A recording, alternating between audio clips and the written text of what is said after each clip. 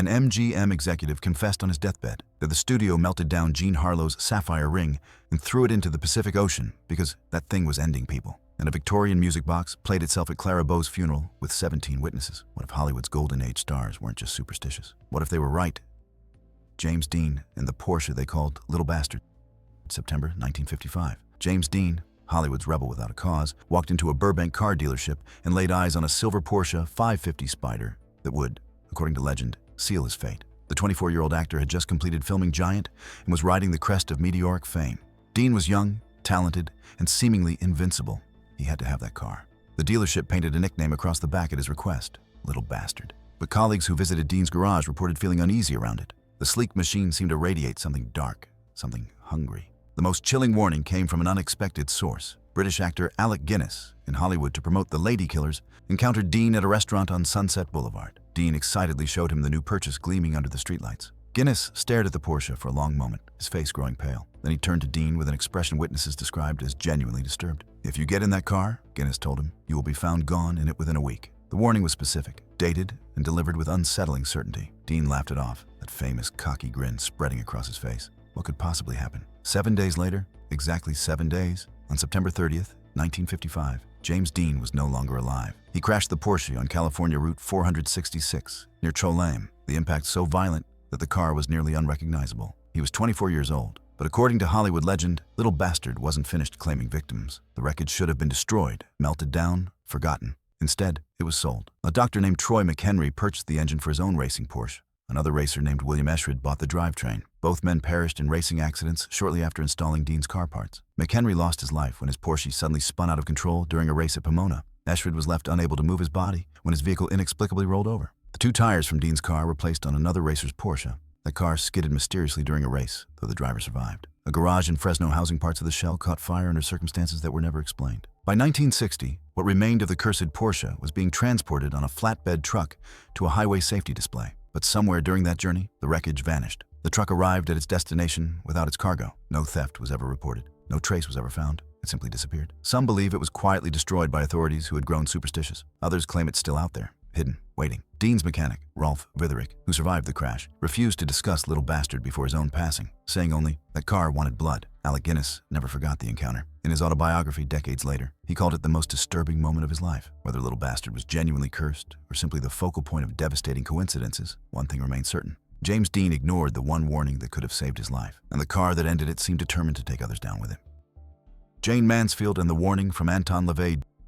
Dean ignored a warning. The next star received one from the Church of Satan itself, and it came with a deadline. 1966 was a difficult year for Jane Mansfield. The platinum blonde bombshell who had once rivaled Marilyn Monroe for Hollywood's attention found her star fading. The roles had dried up. The publicity stunts that had once kept her name in headlines now seemed desperate rather than clever. She was 33 years old and terrified of becoming irrelevant. So when Anton LaVey, the founder of the Church of Satan, expressed interest in meeting her, Mansfield saw an opportunity. Publicity, controversy, headlines. LaVey, with his shaved head and theatrical persona, was making waves with his newly founded church. Mansfield thought befriending him would generate the kind of attention her career desperately needed. She attended rituals at his black house in San Francisco, posed for photographs in front of his altar, played into the satanic imagery with the same calculated abandon she'd shown throughout her career. It was all performance, all spectacle, or so she thought. LaVey gave Mansfield a medallion during one of her visits to the black house. He told her it was for protection, specifically protection from her boyfriend, Sam Brody. Brody was Mansfield's lawyer and lover, a relationship that had become increasingly volatile, marked by public arguments and private cruelty. Those close to the situation recalled that LaVey took Brody's presence in Mansfield's life seriously, with an intensity that went beyond his usual theatrical persona. He warned her repeatedly that Brody was marked for catastrophe, that darkness followed him. He insisted the medallion would keep her safe, but only if she wore it constantly, never removing it for any reason. Mansfield did, at least initially. She wore it to parties, flaunted it in photographs, treated it as another prop in her publicity machine. Then, LaVey's warnings grew more urgent. In public statements still found in news archives from that era, he declared that Sam Brody would meet his end in a car accident before the year's end, and he added a chilling detail. Mansfield would perish with him if she remained by his side. The specificity was remarkable. Not just a vague warning about danger, but a dated prediction with precise circumstances. LaVey wasn't playing anymore. He seemed genuinely frightened for Mansfield's safety, pressing her in private conversations to leave Brody immediately. But by then, Mansfield had grown tired of the publicity stunt. Brody hated the medallion with genuine fury. He saw it as voodoo nonsense, occult garbage that embarrassed them both. He pressured Mansfield to stop wearing it, to distance herself from LaVey's circus, to prove her loyalty to him by rejecting LaVey's protection. And Mansfield, desperate to keep Brody happy despite their deteriorating relationship, complied. Friends later reported that she removed the medallion before a trip with Brody, saying, "Sam won't let me wear Anton's voodoo jewelry." June 29, 1967, 3 a.m. A car carrying Jane Mansfield, Sam Brody, and Mansfield's driver Ronnie Harrison rounded a curve on U.S. Highway 90 in Louisiana, the headlights cutting through thick mosquito fog. Ahead, barely visible in the mist, a tractor trailer had slowed for a truck spraying mosquito fogger. The car slammed into the rear of the trailer at full speed. The impact was catastrophic. The top of the vehicle sheared completely off. Mansfield, Brody, and Harrison were no longer alive instantly. The 3 children sleeping in the back seat, including 3-year-old Mariska Hargitay, survived with minor injuries, protected by the rear seat that absorbed the collision's force. Whether Mansfield was wearing LaVey's protective medallion at the time of her passing remains disputed. Some accounts claim it was found in her luggage, intact and undamaged, as if it had been packed away and forgotten. Others suggest she hadn't brought it at all. What isn't disputed is LaVey's reaction. When he learned of Mansfield's demise, he stated flatly that his curse had been fulfilled. He had warned Brody, he had warned Mansfield. They had ignored him, and now they were gone. Among the survivors was Mariska Hargitay, who would grow up to become a celebrated actress herself, starring in Law & Order Special Victims Unit for over 2 decades. Mariska never remembered the crash, but spent her life studying the photographs of that night, trying to understand how she survived when her mother didn't. In interviews decades later, she would say, "I think my mother's last conscious act was protecting us in the back seat. That's the mother I choose to remember." The medallion LaVey had given Mansfield to protect her couldn't save her, but Jane Mansfield, in her final seconds, saved her children. In the years that followed, LaVey refused to discuss the incident in detail. When pressed by journalists or curiosity seekers, he would simply say, "I warned her." The timing was impossible to ignore. LaVey had publicly predicted that Brody would perish in a car accident before the year's end, and that Mansfield would perish with him if she stayed. It happened exactly as he described, less than 6 months after his warning. Was it genuine supernatural knowledge? Or had LaVey simply recognized the dangerous combination of Brody's reckless behavior and Mansfield's inability to break away from a toxic relationship? Whatever the truth, Jane Mansfield had removed her protection at the insistence of the very man LaVey warned her about, and she never made it home. Rudolph Valentino and the Cursed Ring of Doom. LaVey's curse ended in 6 months. The next curse took 4 years and followed its owner to the grave. The 1920s belonged to Rudolph Valentino. The Italian-born actor defined screen romance for an entire generation. Women fainted at his premieres. Men tried to emulate his smoldering intensity. He was the Latin lover, the great lover, the template for every romantic leading man who would follow. 1922. Valentino walked into a curio shop on Market Street in San Francisco between filming locations. He was at the absolute zenith of his powers. The sheikh had made him a global phenomenon. Women fainted at his name. The shop owner, an elderly Italian immigrant, recognized him immediately and brought out his finest pieces from a locked cabinet. Among them was an antique silver ring featuring a tiger's eye stone set in an intricate Arabic design that caught the afternoon light. "It's from Cairo," the shopkeeper said, handling it carefully. "Very old, very powerful." Valentino was mesmerized. It looked like something a sheik would wear. It would be perfect for publicity photographs, for premieres, for his carefully crafted exotic image. He bought it on the spot for $200, a fortune in 1922. A friend saw the ring that evening and immediately warned Valentino not to wear it. The ring, this friend insisted, carried a curse. He'd heard stories about it from collectors in Egypt. Valentino, at the peak of his powers and confidence, laughed at the superstition. He was a modern man, a star of the new cinema age. He wore the ring constantly, rarely removing it even to sleep. Within weeks, Valentino's next film, The Young Raja, became his first commercial failure. For an actor whose previous films had been guaranteed box office gold, this was shocking. The audience stayed away. Critics savaged his performance. His career suddenly stalled. Studios grew cautious, and Valentino began experiencing stomach pains, digestive issues that he dismissed as stress, but he wouldn't remove the ring. Colleagues claimed they noticed his obsession with it. He would twist it on his finger during conversations, stare at it between takes. Desperate to break what he had started to believe might actually be a curse, Valentino gifted the ring to an actress. She fell gravely ill almost immediately, a mysterious fever the doctors couldn't explain. Terrified, she returned the ring to Valentino within 3 days. If he had any remaining doubts about the ring's malevolent power, they vanished. But he couldn't bring himself to destroy it. He was trapped, bound to an object he had come to fear. August 19th, 1926, 3 a.m. The Polyclinic Hospital, New York. Valentino writhed on a gurney in the emergency ward, clutching his stomach, the silver ring glinting under harsh hospital lights as doctors worked frantically around him. Nurses tried to remove it for surgery, standard procedure. He refused, his hand clenching even as pain racked his body. Doctors diagnosed a perforated ulcer and appendicitis. They operated immediately, but peritonitis had already set in. For 6 days, Valentino clung to life in a hospital room that became a shrine. Crowds gathered outside the hospital, thousands of people praying for the great lover. Surgeons operated 3 times. Nothing worked. On August 23rd, at 12:10 p.m., Rudolph Valentino took his final breath. In the photograph taken hours before, visible on his swollen hand, was the silver ring. He had worn it through 2 surgeries. Even unconscious, his hand would clench when they touched it. At his New York funeral, over 100,000 people lined the streets in scenes of mass hysteria. Women fainted in the crushing crowds. Men wept openly. Pola Negri, his former lover, collapsed over his casket, screaming in Italian. But in a small envelope in the funeral home's office was something curious. Valentino's final instructions, written days before his appendix burst. Do not bury me with the ring. I don't want it to follow me. But the instructions arrived too late. He had been embalmed wearing it. The ring went to the grave. Hollywood lore claims the ring resurfaced after his estate was settled.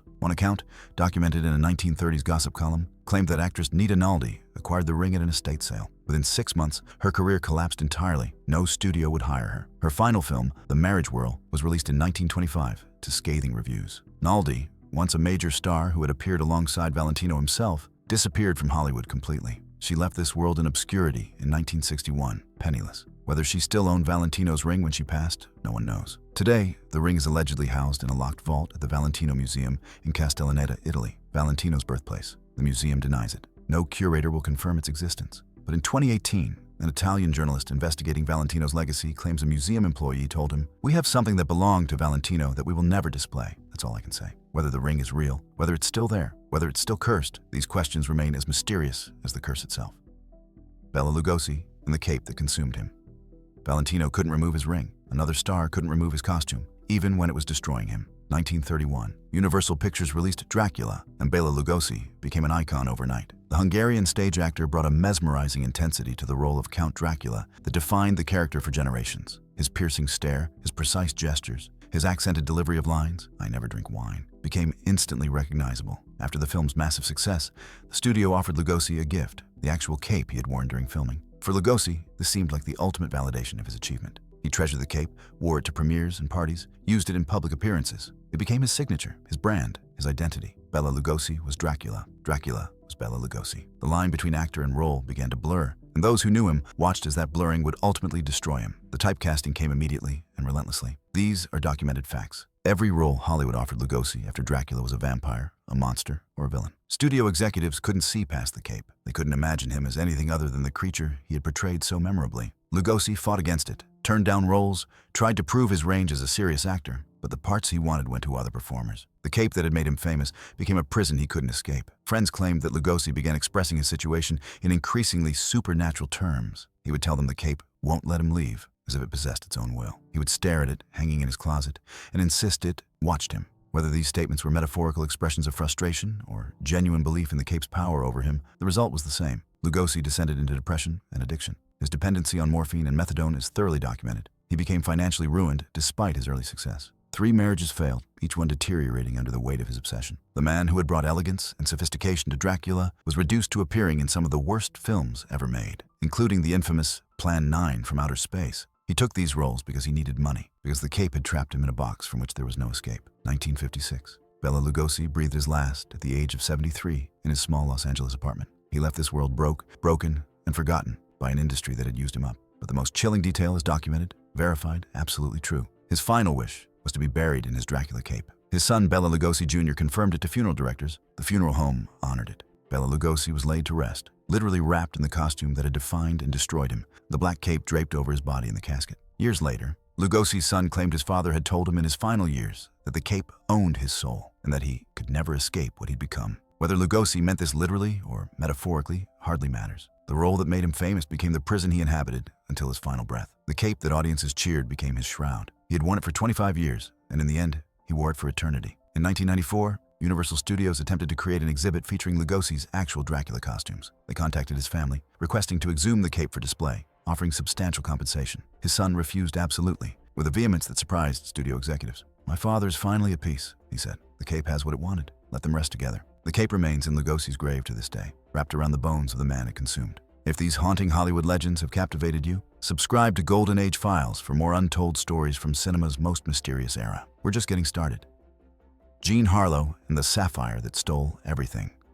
Lugosi was buried in his curse. Harlow's curse was buried with evidence. 1932. Jean Harlow was Hollywood's platinum blonde goddess, the original bombshell who had redefined screen sensuality. At 21, she had already become one of the biggest stars in Hollywood. MGM wanted to celebrate her success. Hollywood lore claims they gifted her a stunning star sapphire ring with a stone that seemed to glow from within. Harlow was reportedly thrilled. She wore the ring constantly, calling it her good luck charm. It seemed like a symbol of everything she had achieved. Within months, tragedy struck. Harlow's husband, Paul Byrne, was found no longer living in their Beverly Hills home on September 5, 1932. The official ruling was self-inflicted, but circumstances were suspicious. Harlow was devastated, but she kept wearing the sapphire ring. She refused to believe there was any connection. Then, friends later swore, a pattern began to emerge. A close friend was killed in a car accident on Mulholland Drive. Her stepfather took his final breath suddenly. Her beloved dog was found drowned in the swimming pool. Her mother became gravely ill. Each tragedy seemed connected to the ring. Friends begged Harlow to remove it. Finally, she agreed. She removed the sapphire ring and locked it away for 1 full week. During that week, nothing bad happened, no accidents, no illnesses. It was as if removing the ring had broken the curse. But Harlow wanted proof. She put the sapphire back on to test if it's really the ring.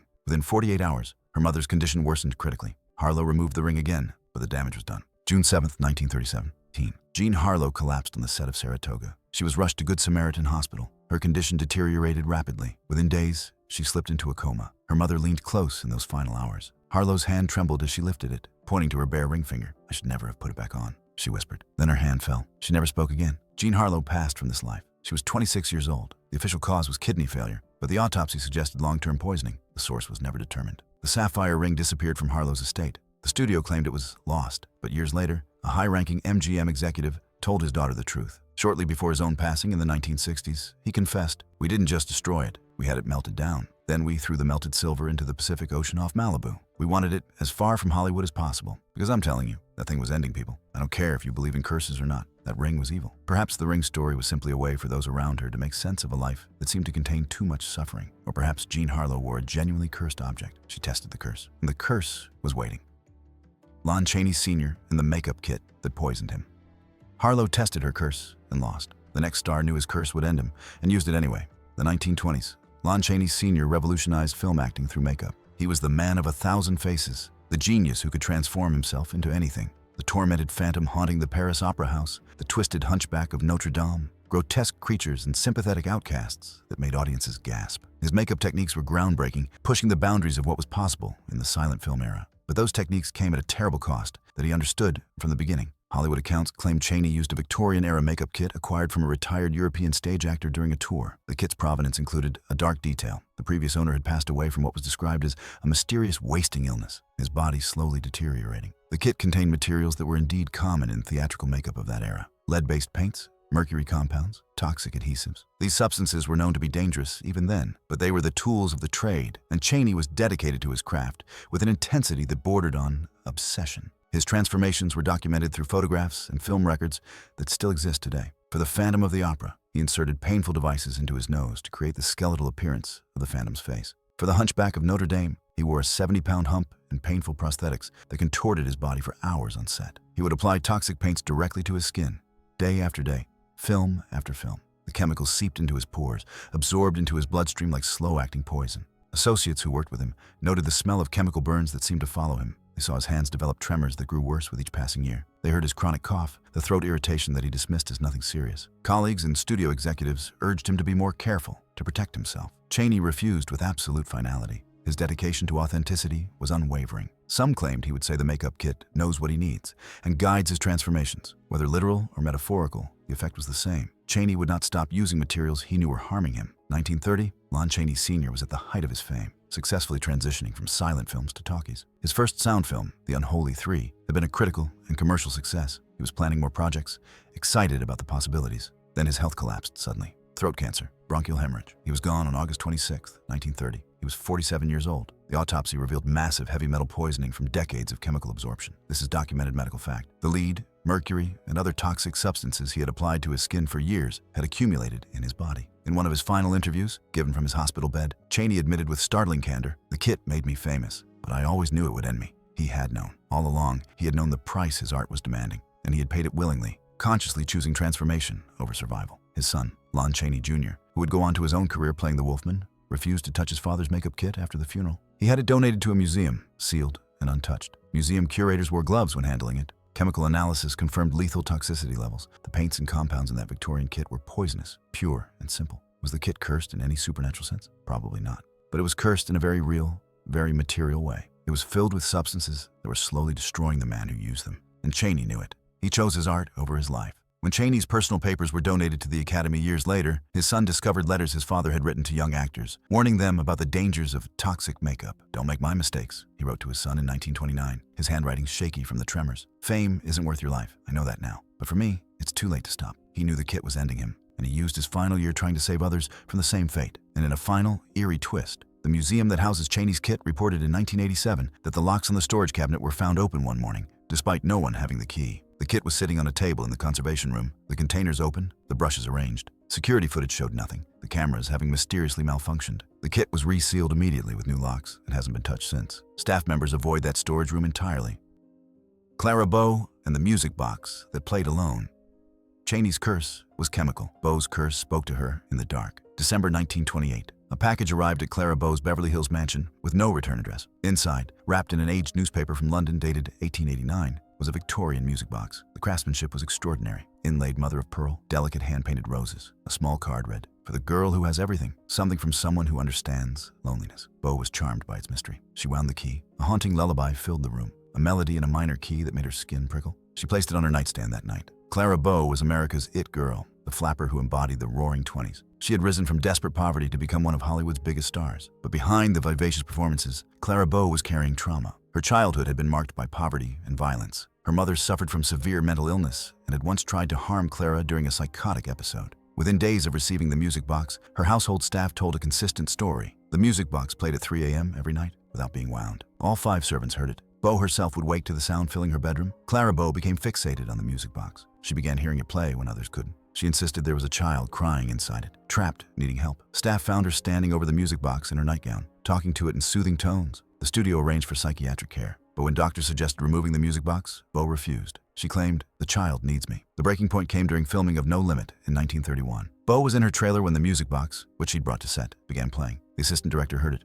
So did the makeup artist. They found Bow cradling the box like an infant, tears streaming. "It's okay," she whispered. "I won't let them take you." Production shut down. Bow never returned. 2 weeks later, she announced her retirement. She was 28 years old. Clara Bow retired from acting, walking away from fame at its peak. She retreated to Nevada with her husband, the music box always nearby. Decades later, her son revealed a detail that sent chills through those who heard it. At Clara Bow's funeral in 1965, the Victorian music box, placed beside the flowers, began to play. No one had wound it. No one had touched it. The funeral director checked the mechanism, found it completely unwound. Yet the haunting lullaby continued for nearly 2 minutes before stopping. Her son whispered, "She's finally free." 17 witnesses signed a statement. The music box was buried with Bow that afternoon. Her son later revealed, "My mother told me something 3 days before she slipped away. She said, 'When I'm gone, listen for the child. If you hear the music, you'll know I saved her.'" 17 people heard that music box play. Was there a child spirit? Was it my mother's own traumatized inner child? I don't know, but I know what I heard. The music box is buried 6 feet under Nevada soil. Whatever was inside it, whatever Bow heard for 37 years,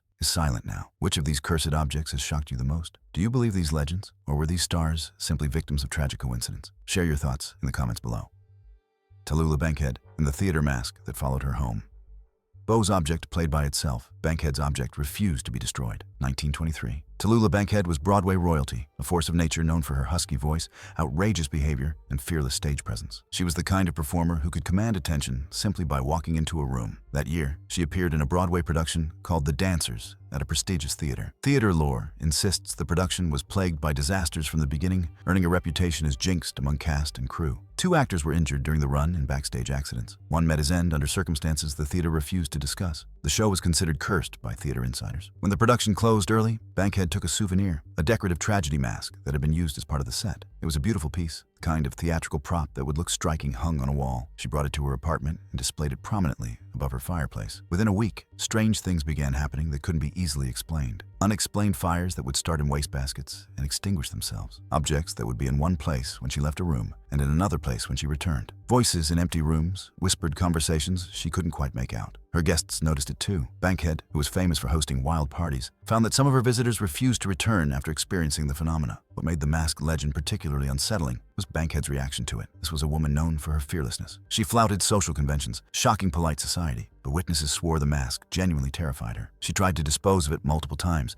growing more desperate with each attempt. She threw it into the Hudson River from the Brooklyn Bridge at midnight, watching it sink into the black water. 2 days later, her maid found it sitting on Tallulah's pillow. No explanation, no water damage, just sitting there, waiting. Terrified, Tallulah built a bonfire in her fireplace, doused the mask in kerosene until it dripped, and threw it into the flames. She watched it for 3 hours, feeding the fire. The mask wouldn't burn, wouldn't even blacken. When the fire ended, she pulled it out with iron tongs. It was cool to the touch, as if the flames had meant nothing. She gave it to her director friend John Barry, begging him to keep it. 1 week later, Barry returned it, his hands shaking. It appeared in my hotel room, he said. I was in Chicago. The mask was locked in my New York apartment, but I woke up and it was on my nightstand. Get it away from me. Tallulah finally accepted what the mask had been telling her. You can't get rid of me. I'm yours forever. Bankhead moved to a new residence in an attempt to escape it. The mask came with her, appearing in a closet despite her never packing it. Dinner guests in her new home later claimed they watched the mask's expression change over the course of an evening, the features seeming to shift from tragedy to something more malevolent. Bankhead's friends recalled that she became obsessed with the mask in her final decades. She couldn't destroy it, couldn't escape it. Finally, they witnessed her lock it in a steamer trunk, seal it with multiple locks and chains, and store it in a closet, out of sight, but never out of mind. She never opened that trunk again. 1968. Tallulah Bankhead took her final breath. Her estate executors discovered the trunk in a closet, covered in dust. It was still sealed with multiple locks and chains,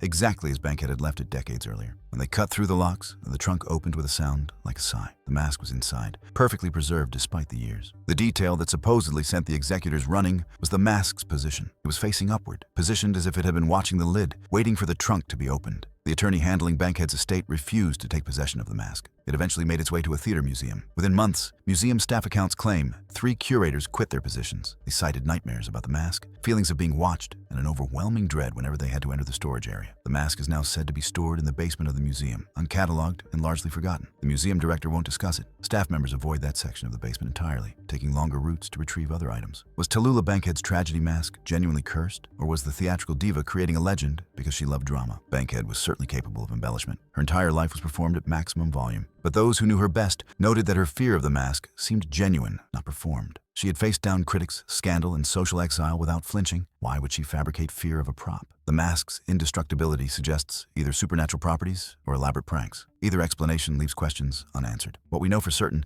is that Bankhead kept the mask locked in a trunk for decades, unwilling to let it go, but unable to live with it in the open. And those who have encountered it claim the mask remains exactly what it was meant to be, a representation of tragedy, one that has continued to haunt everyone who comes into contact with it. May Wong, in the jade bracelet of betrayal, Bankhead couldn't escape her curse. Wong's curse wasn't supernatural. It was systemic, the 1920s and 30s. May Wong rose to prominence as Hollywood's first Chinese-American movie star, a groundbreaking achievement in an industry that barely acknowledged non-white performers. She was stunningly beautiful, extraordinarily talented, professionally trained, and by all rights should have become one of the biggest stars of the era. Instead, she became a symbol of everything wrong with Hollywood's treatment of performers who didn't fit into narrow, prejudiced definitions. Family accounts claim that when Wong began her career as a teenager, her grandmother gave her a treasured family heirloom, an antique jade bracelet that had been passed down through generations. The gift came with traditional advice. It would protect her in the white man's world, connect her to her heritage. Wong treasured the bracelet, wore it to every audition, every screen test. She saw it as her lucky charm, a tangible connection to her family and her culture. But the pattern that emerged was not one of good fortune. It was one of systematic rejection that is thoroughly documented in Hollywood history. May Wong was considered for leading roles in major productions. She screen tested for them, delivering performances that directors praised privately. She was talented enough, beautiful enough, professional enough, and every single time, she was passed over for white actresses who would then perform in yellowface, their eyes taped back, their skin darkened with makeup. The most painful example was The Good Earth, the film adaptation of Pearl Buck's novel about Chinese farmers. The role of the female lead, Oh-Lan, should have gone to Wong. It was the kind of part that could have elevated her from supporting player to major star. The producer met with Wong, leading her to believe she had a real chance. But the role went to Louisa Rayner, a white actress who won an Academy Award for her performance in Yellowface. Wong watched from the audience at the ceremony. She watched white actresses build careers playing Asian characters while she was relegated to stereotypical roles. The Dragon Lady, the exotic temptress. These were the only parts Hollywood would give her. Friends and colleagues later testified that Wong began viewing her grandmother's jade bracelet differently as the rejections mounted. It wasn't protecting her, it was marking her, identifying her as other. Every time she wore it to an audition, every time she touched it for luck, she was reminded of her heritage. The very thing Hollywood saw as an obstacle rather than an asset. The bracelet that was meant to bring good fortune became, in her perception, a marker of otherness. Friends later reported that she would clutch the bracelet during auditions like a chain, as if she was bound by the very identity it represented. This wasn't superstition. This was the psychological weight of systematic discrimination given physical form. 1961. May Wong left this world of a heart attack in her Santa Monica apartment. She was 56 years old. Her career had never fulfilled its promise. She had never been given the opportunity to demonstrate the full range of her talents in roles worthy of her abilities. Hollywood had kept her in a box labeled exotic and refused to let her out. The jade bracelet was found in her jewelry box after her passing, nestled among costume jewelry. It had been unworn for years. She had stopped wearing it, stopped touching it, stopped carrying the weight of what it represented. In what are reported to be excerpts from her final diary entries, Wong wrote something heartbreaking. The jade always reminded me what I could never be. The object that was meant to protect her, to connect her to her heritage, had become in her mind a symbol of her imprisonment in a system that refused to see her as anything but other. The curse wasn't the bracelet. The curse was prejudice, systematic and documented and devastating. May Wong didn't need a supernatural object to destroy her career. Hollywood's intolerance did that efficiently and thoroughly. But the jade bracelet became the focus of her pain, the physical embodiment of a barrier she could never cross, no matter how talented, how beautiful, how dedicated she was. But there's a final, beautiful irony to May Wong's story. In 2022, 61 years after her passing, the United States Mint released a quarter featuring May Wong's face, the first Asian American woman ever featured on U.S. currency. The barrier she couldn't break in life shattered after her passing. The jade bracelet that marked her as other would today be seen as a symbol of heritage to celebrate, not hide. Hollywood's curse on May Wong was real, systematic, and devastating. But time, ultimately, broke it. Carole Lombard and the crystal necklace that warned her Wong's curse was prejudice made tangible. Lombard's curse tried to save her, but she wouldn't listen. 1941, Carole Lombard was one of Hollywood's most beloved stars, the screwball comedy queen who had charmed audiences throughout the 30s. She was married to Clark Gable, Hollywood's king, and seemed to have everything: fame, love, success. That December, America had just entered World War II, and Lombard threw herself into the war effort with characteristic enthusiasm. She volunteered to tour the country selling war bonds, determined to do her part. Before leaving on the tour, a psychic at a Hollywood party, one of those theatrical spiritualists who frequented celebrity gatherings, approached Lombard with an urgent warning. The woman pressed an antique crystal necklace into Lombard's hands, claiming it had belonged to a Romanian fortune teller who had passed away, predicting her own end. "Wear this on your travels," the psychic insisted, her grip surprisingly strong. "And when it grows cold against your skin, do not board any vehicle. Do not continue your journey. The crystal knows when danger approaches." Lombard, practical and skeptical despite the superstitious atmosphere of Hollywood, laughed politely and accepted the necklace. She wore it on the Bond tour, more as a conversation piece than protection. She was tremendously successful, raising over $2 million in war bonds in Indiana alone, a staggering achievement. On January 15, 1942, exhausted but triumphant, Lombard prepared to return home to Los Angeles. She was eager to see Gable, to sleep in her own bed. Her press agent and her mother, who had accompanied her on the tour, urged her to take the train home. It was safer, they argued, more comfortable after the grueling schedule she'd maintained. But Lombard was impatient. She wanted to surprise Gable, to get home as quickly as possible. She booked seats on TWA Flight 3, a DC-3 that would fly overnight from Indianapolis to Los Angeles with stops in between. As she prepared to leave for the airport, accounts from her traveling companions claimed something strange occurred. Lombard touched the crystal necklace at her throat and gasped. "It's freezing," she told her mother. "How is it so cold?" Her mother felt it. The crystal was ice cold despite the warm hotel room, despite having been against Lombard's skin for hours. The psychic's warning came back to her. "When it grows cold, do not board any vehicle." For a moment, witnesses said. Lombard hesitated. She looked at the necklace, at her mother's worried face, at the time. Then she made her decision. "It's just superstitious nonsense," she said, removing the necklace and leaving it on the hotel dresser. "I'm going home to Clark." Her mother, still uneasy, suggested they flip a coin, train or plane. Lombard called heads. The coin came up heads. They would fly. January 16th, 1942, 3:19 a.m. TWA Flight 3 crashed into Potosi Mountain near Las Vegas, Nevada, 32 miles southwest of the city. The DC-3 struck the mountain at full speed in the darkness. All 22 people aboard perished instantly, including Carole Lombard, her mother, and her press agent. She was 33 years old. When recovery teams reached the crash site, they found the wreckage scattered across the mountainside. Lombard's body was identified by the ruby and diamond pin Gable had given her, still attached to what remained of her clothing. Clark Gable was devastated. He tried to reach the crash site himself, demanding to climb the mountain, but was restrained by MGM studio personnel who feared for his safety. He never fully recovered from the loss. For the rest of his life, he blamed himself for not insisting she take the train. He kept her belongings exactly as she'd left them. The detail that haunted those who knew the story was what happened to the crystal necklace. When Lombard's luggage was returned from Indianapolis, the necklace was found in her hotel room, exactly where she'd left it. A maid at the hotel later claimed that when she'd entered the room to clean the morning after Lombard's departure, the necklace was warm to the touch, as if it had been holding heat all night, as if whatever force had warned Lombard had exhausted itself trying. The psychic who had given Lombard the necklace reportedly collapsed when she heard news of the crash. She told friends the crystal warned her. It did everything it could, but she wouldn't listen. Whether the necklace possessed any genuine supernatural ability to sense danger, or whether the psychic had simply recognized risk factors, Lombard's exhaustion, the wartime strain on air travel, the mountain terrain between Las Vegas and Los Angeles remains unknown. What's documented is that Lombard felt the crystal grow cold, remembered the warning, and chose to ignore it. She removed her protection and boarded a plane that would never land. The crystal necklace was never seen again after being returned with Lombard's belongings. Some claim Gable destroyed it in grief and rage. Others suggest it disappeared from her effects, vanishing as mysteriously as it had appeared. In Gable's private papers, discovered after his passing in 1960, was a single line written in his handwriting. "The necklace tried to save her. I should have tried harder." Bruce Lee and the demon face in the mirror.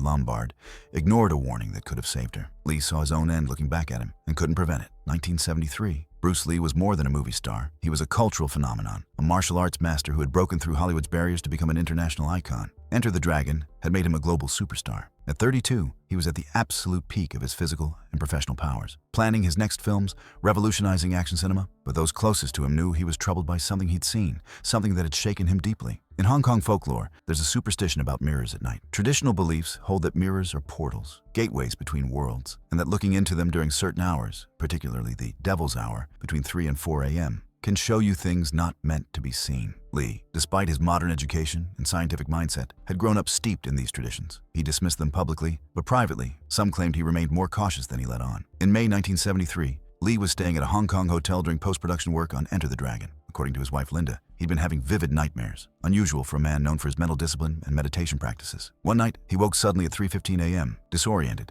his heart racing from a dream he couldn't quite remember. In the darkened hotel room, he walked to the bathroom for water. When he looked up at the mirror above the sink, what he saw made him freeze. The reflection looking back at him was his face, but wrong. The details varied depending on who Lee told, but the core remained consistent. His reflection's eyes were hollow, sunken, the face gaunt and skeletal. It wasn't his current face, but his face after passing, looking back at him from the other side of the glass. Behind his reflection, he saw shadows moving, shapes that shouldn't have been there in the empty bathroom. And most disturbing, his reflection smiled at him, a knowing smile before the image snapped back to normal. Lee stood at that mirror for several minutes, his hand pressed against the glass, his reflection now perfectly ordinary. But his heart continued racing. He told Linda about it the next morning, and she recalled his hands were shaking as he described it. Bruce Lee, who had trained his body and mind to perfection, who feared nothing in physical combat, was genuinely rattled. "It was showing me my end," he told her. "I saw myself after I'm gone." Linda tried to comfort him, to rationalize it as a nightmare, exhaustion, stress from the demanding production schedule. But Lee remained disturbed. He consulted with a traditional Chinese herbalist in Hong Kong, someone who understood the old ways. The herbalist listened to Lee's description and grew very serious. "The mirror is not the problem," the herbalist reportedly told him. "The mirror is simply reflecting what's already approaching. You've been marked. Your qi is unbalanced, working too hard, pushing too far. Your body is warning you." The herbalist prescribed traditional remedies, urged Lee to rest, to restore balance. But Lee was in the middle of a career breakthrough. He had meetings, promotional obligations, film projects in development. He couldn't afford to slow down, not when he'd finally achieved what he'd worked toward his entire life. Friends from that period noted Lee became obsessed with mirrors. He would avoid looking at his reflection late at night. When filming, he'd have crew members cover mirrors in his dressing room after dark. Robert Clouse, who directed Enter the Dragon, later mentioned that Lee seemed haunted by something during the final weeks of post-production, though Lee never explained what. On July 20th, 1973, just 2 months after the mirror incident, Bruce Lee was at the home of actress Betty Ting Pei, discussing a film script. He complained of a headache. She gave him a prescription painkiller. He lay down to rest. He never woke up. Bruce Lee passed away at the age of 32. The autopsy revealed cerebral edema, swelling of the brain, but the cause remained disputed. The official explanation was a reaction to the painkiller, but toxicology reports showed nothing that should have caused such a catastrophic response. Theories multiplied. A family curse, foul play, a delayed reaction to a previous injury. But those who knew about the mirror incident couldn't forget it. He had seen his end looking back at him, and 2 months later, he was gone. The hotel where Lee saw his fate in the mirror reportedly had that bathroom mirror removed after his passing.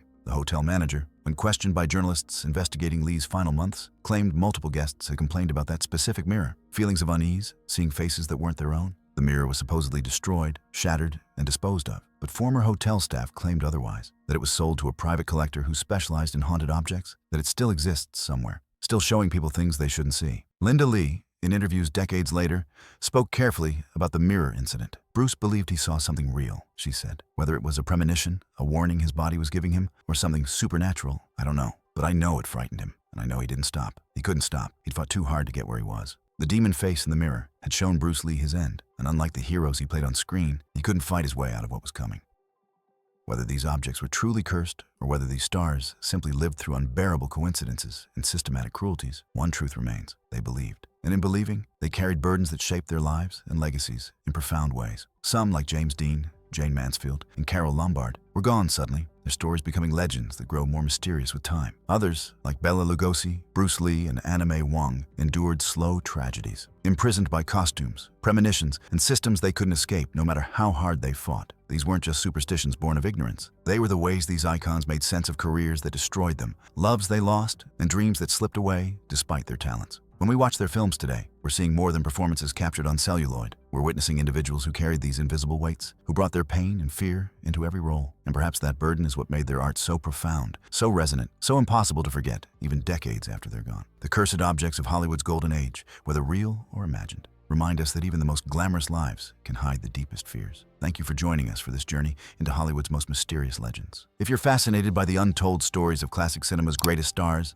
subscribe to Golden Age Files and join us as we continue uncovering the secrets behind the silver screen. Until next time, remember that behind every iconic image was a human being, struggling with demons both supernatural and all too real. The stars may have left us, but their stories and their mysteries remain.